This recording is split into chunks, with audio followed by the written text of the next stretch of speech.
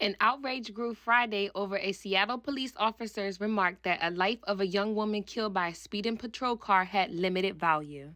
Diplomats from India are asking for an investigation following the death of an Indian graduate student as people in Seattle protested the officer's callous jokes caught on body cam video.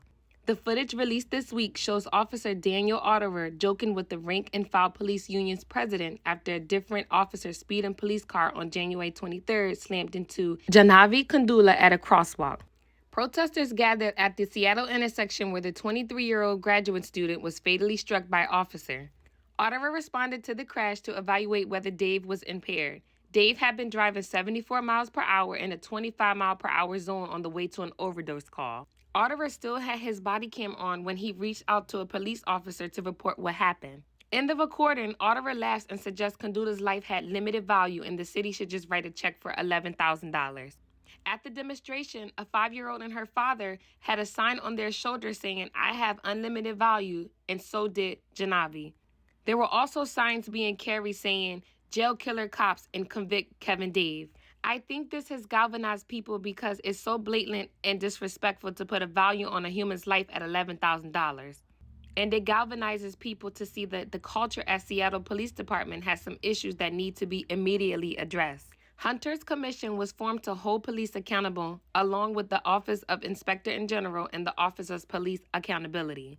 Hunter said its next step is to work with those partners to see what charges might be brought in the case, what policies might have been broken, and to amplify the voices of the community which are enraged over this video so that justice can be done. In a statement Friday, the U.S. State Department called the situation disturbing.